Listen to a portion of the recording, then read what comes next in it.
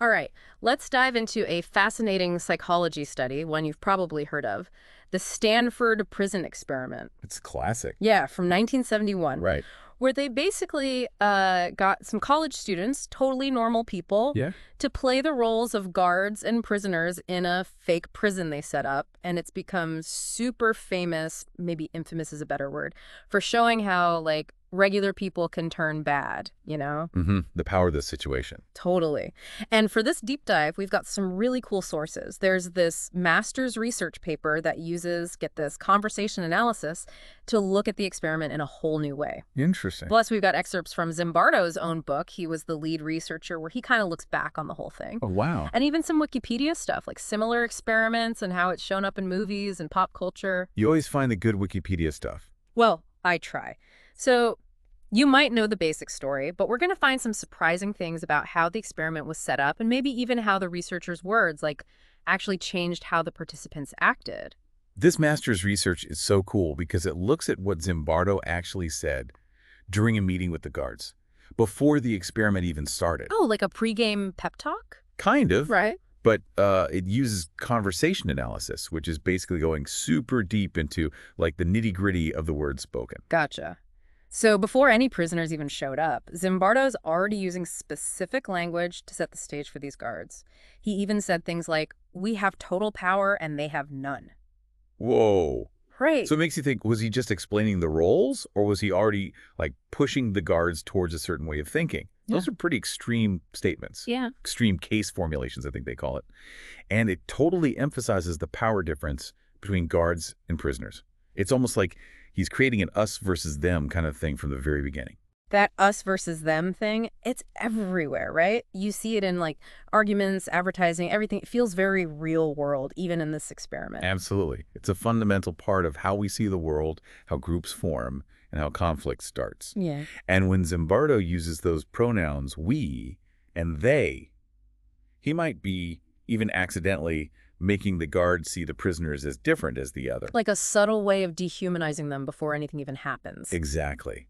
And then there's this other thing the researcher found, which is kind of shocking.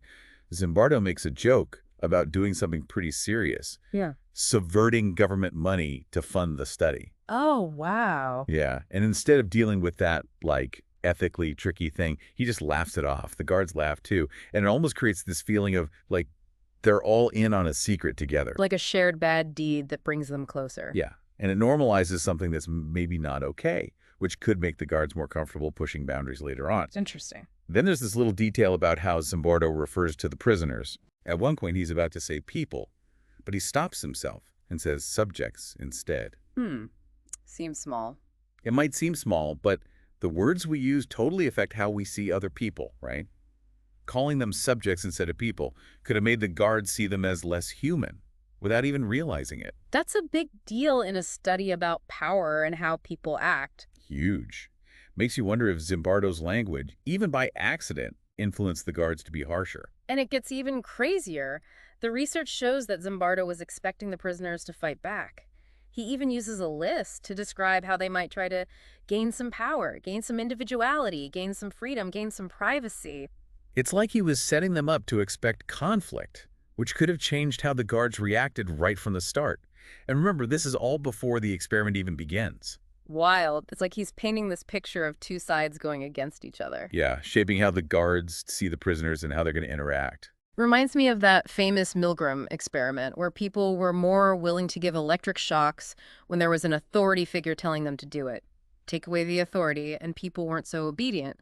Really shows how much the situation can change our behavior. Absolutely. It's a huge factor, even in super controlled experiments.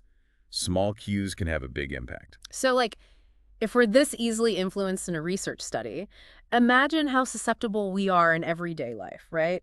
Makes you think about how the things people say and do around us, even subtly, might be shaping our own actions. It's a powerful thought. Like, we have to be aware of how language is being used. It can shape our perceptions even when we don't realize it's happening. Now, while the Stanford Prison Experiment is, like, super well known, it wasn't the only one looking at this kind of group dynamic. Right. There was another one, the BBC Prison Study, which actually had totally different results. Oh, interesting. Yeah, it kind of challenged some of the conclusions that Zimbardo made from the Stanford experiment.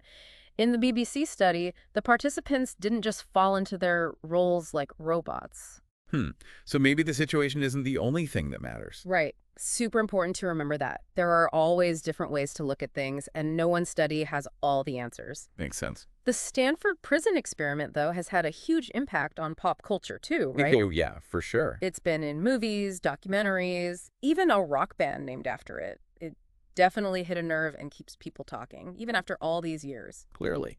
What are your thoughts so far? Anything jumping out at you about the Stanford Prison Experiment? Take a second to think about it, and we'll be back in just a bit to keep exploring. It's kind of wild to think about how Zimbardo's own background might have influenced the whole experiment. Oh, how so? Well, before the Stanford Prison Experiment, he was doing research on stuff like de-individuation, vandalism, you know, even shyness. So he was already looking at how situations can change behavior. Yeah, exactly. And that might, like, subconsciously shaped what he was expecting to find in this experiment. Like, maybe he was looking for proof to back up his own theories. Interesting. But couldn't he just have been, like, super thorough in explaining the roles to the guards? Do we know for sure that his words caused them to act that way? That's the million-dollar question, isn't it? Like, how do you Yeah. separate your own biases as a researcher? It's tough.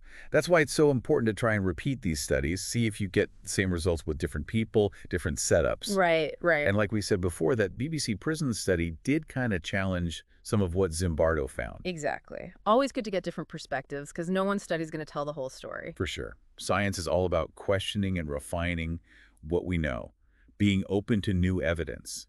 It's not about being right or wrong. It's about getting closer to the truth, you know? Totally. And even though the Stanford Prison Experiment had its issues, it definitely got people talking about research ethics, about how much power really affects how we act. Absolutely.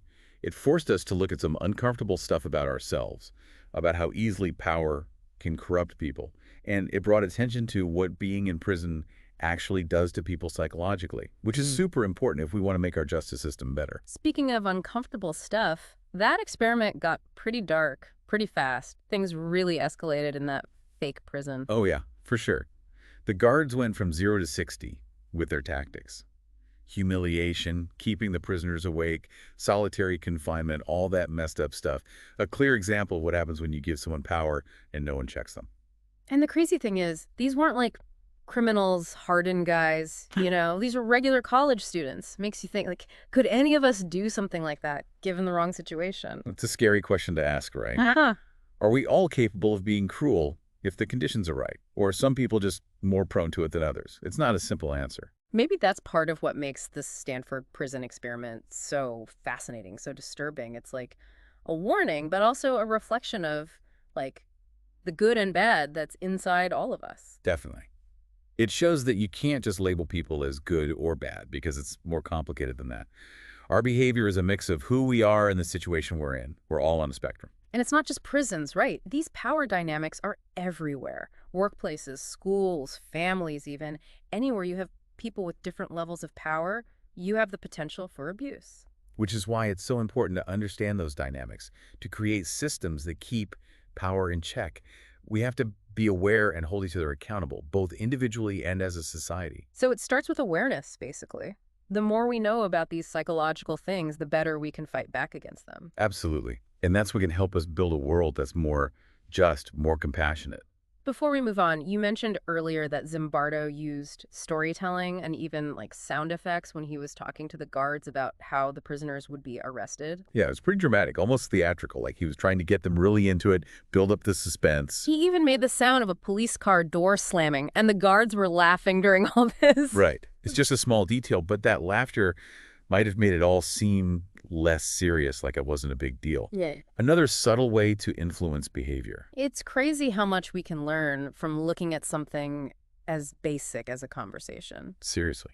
Language is super powerful, and understanding how people use it can teach us so much about human behavior. Any other things that stand out to you from this part of the deep dive before we move on to, like, the lasting legacy of the Stanford Prison Experiment? It's wild to think that a study from, 1971 is still so relevant today.